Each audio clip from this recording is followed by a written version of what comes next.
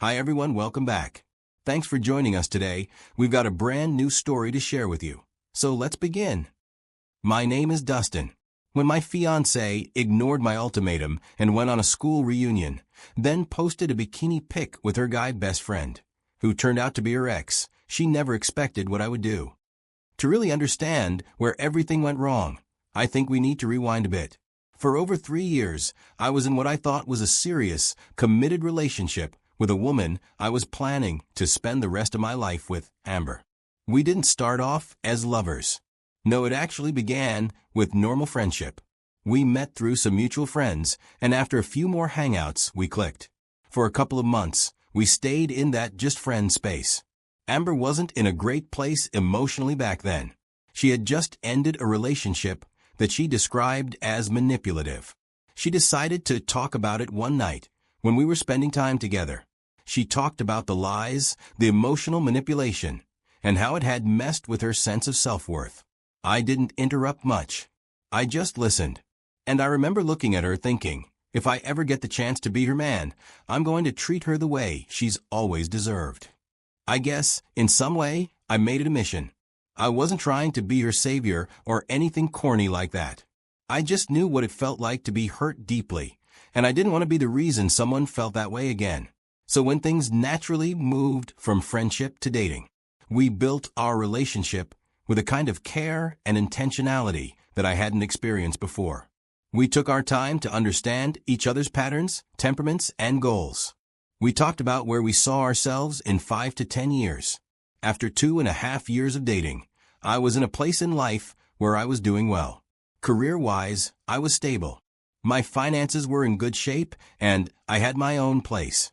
So I proposed to her.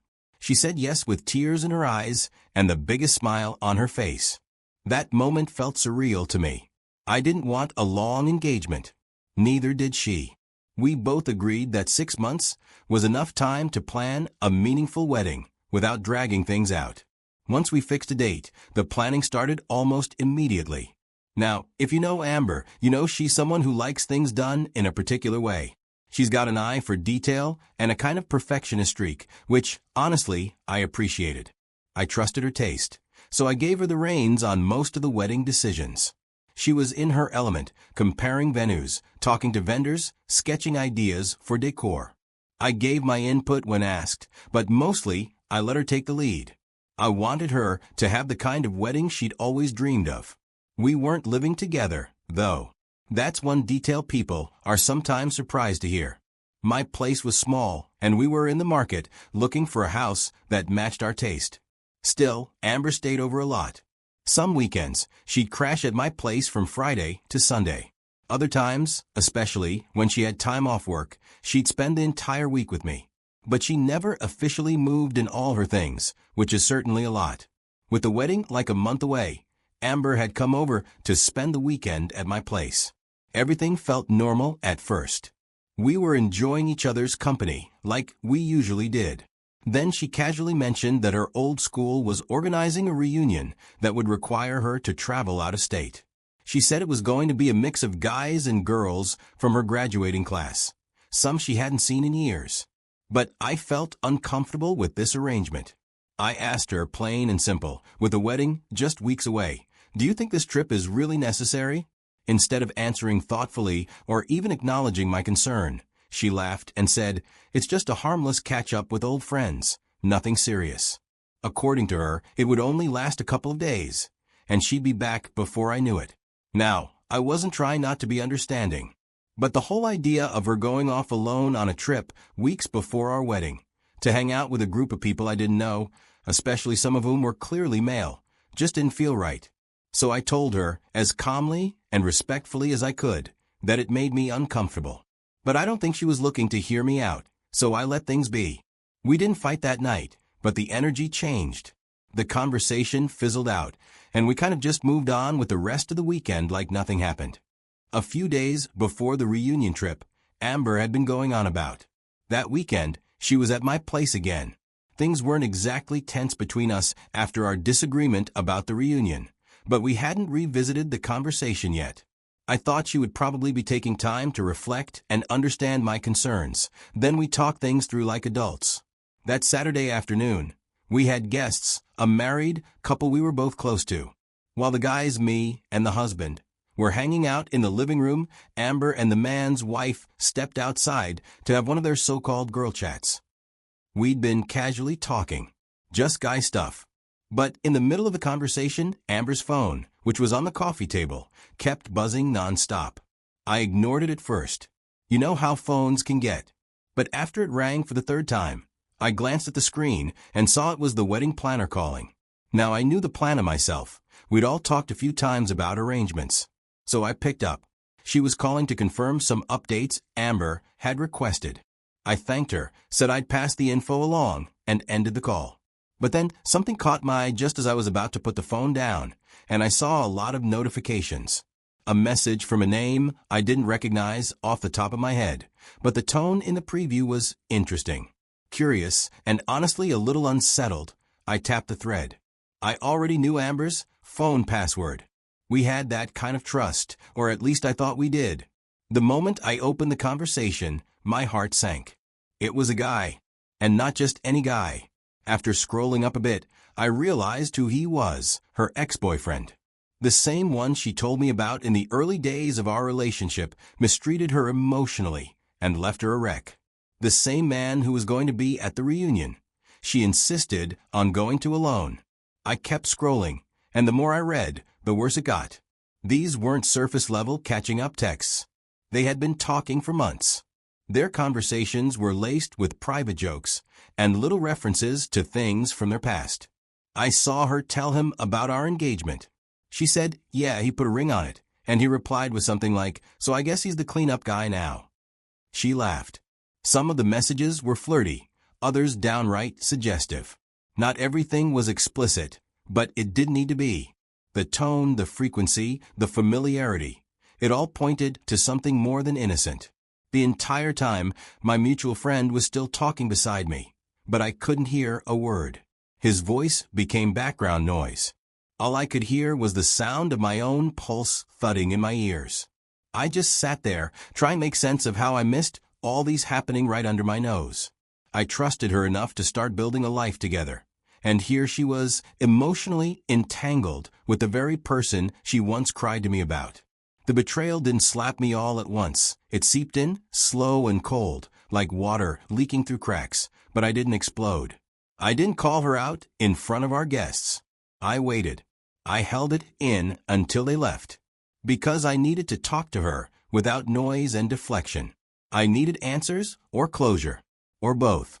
After our mutual friends left that evening, the house finally felt still. I sat for a moment, trying to gather myself. My heart was thudding in my chest, but I was doing everything I could to stay composed. I loved her, and despite what I had just seen on her phone, part of me still hoped there was some kind of explanation. Maybe not a good one, but something we could at least face together. So when Amber came back inside after seeing our friends off, I took a deep breath and calmly told her I didn't want her to attend the reunion. But before I could even explain why, before I could say anything about the messages she had exchanged with her ex, she snapped. She raised her voice and asked me flat out, "Are you insecure or something?" I tried to respond and explain that it wasn't about insecurity, but about respect and honesty. But she didn't let me. She cut me off before I could even form a full sentence. She said I was being controlling, that we weren't even married yet, and I was already trying to tell her what to do with her life. She said it like I was some tyrant trying to keep her locked in a cage. I stood there, mouth half open, completely stunned. I didn't get the chance to say anything about the messages I had just seen. I didn't even get to ask her if she was willing to be honest. She didn't want to hear it. She didn't want to understand where I was coming from. And then, just like that, she turned around, went into the guest room, and started packing her things. My mind was too numb to catch up with everything that had just happened. Within a few minutes, she had stormed out of the house and was gone. I sat there on the edge of the couch, staring at the door she had just walked through. Everything felt like I was watching a movie. That moment broke something in me. I was even willing, somehow, to offer her another chance if she could just be honest and own up to what I saw. That's how much I loved her. But she didn't even give me the chance to speak. And right there, in that silence, after the storm, I knew in my heart we were done. She might not have realized it yet, but something had broken that couldn't be repaired with apologies or sweet words later. She didn't respect me enough to talk. And without respect, love isn't enough. The house felt like a graveyard after she stormed out that day. The next morning, I woke up with a weight on my chest. I knew what I had to do. The first thing I did was open up my banking app and remove every single cent I had contributed to our joint wedding account. That money had been for us, for our future. And now, it didn't make sense to let it sit there like we still had one. I didn't want to wait around and find out she'd used it to fund her little reunion getaway, or worse, book a honeymoon I wouldn't be part of. Once the funds were safely out, I called my parents. It was a short call, but a heavy one. I told them straight, there's no more wedding. My mom and dad were shocked. When I explained everything, they told me that they're with me. We didn't talk after she left. Not even a "hey, are you okay?" or a "let's talk." One morning, I was at home, minding my business, just trying to keep my mind off things. I hadn't gone through her social media since the fight, but for some reason, I opened my app that day, and what I saw was a beach photo of her in a bikini with her ex. They were side by side, smiling like they were on some romantic getaway, and he captioned it just like old times, and tagged her in the post. My heart broke. The little part of me that still hoped that maybe we could talk things out died right then. That photo wasn't just disrespectful. It was a slap in the face. A final confirmation that she never cared enough to consider how her choices would affect me. She made her decision. I opened my contacts, blocked her number, deleted every message, every photo, and removed her from my life like she was never in it. I didn't sleep much that night, but I didn't cry either. I just kept reminding myself, you did the right thing. In the days that followed, I focused on surviving emotionally. I deleted our shared playlists, unfollowed her friends, and avoided the places we used to go. Anything to stop thinking about her. A few days after that reunion, my phone lit up with a message from Amber, but it was an unsaved number. She started off by saying that ever since she stormed out of my place in anger, I hadn't bothered to reach out. She said I'd cut her off too fast, that I didn't give her a chance, that pulling the wedding funds from our joint account and blocking her was an overreaction. She said it hurt her. I read it in silence. No reaction. And then I locked my phone and went back to what I was doing. A few hours later, another text came in. This time, she asked if I was still angry, said we were adults and should meet to talk things through. But at that point, I had nothing left to give emotionally. I was drained. So I replied, and I kept it short, plain, and calm. I wish you all the best, but there's nothing left between us. That's all I said. And of course, like she's done before, she tried to smooth talk her way back in. It's a pattern I hadn't noticed at first, but looking back, it's clear she always thought she could talk her way out of things. But this time, I didn't budge. I told her directly. I had seen the messages between her and her ex. All of them. I knew how long they'd been talking. I knew what she said about me. And I told her, you two are better suited for each other. Then I ended it for good. I told her, don't ever call or text me again. That was the line. But even then, she didn't stop. More texts followed. Some long, some short. Some begging, some pretending like nothing serious happened. She asked again if we could meet. Said she regretted how she reacted. Promised it was just a picture. Claimed I was reading too much into it. But none of it mattered anymore. When trust breaks like that, when respect goes out the window, it doesn't come back with a few sweet words. I never replied to any of it. I just opened my settings, found this number, and blocked it, for good.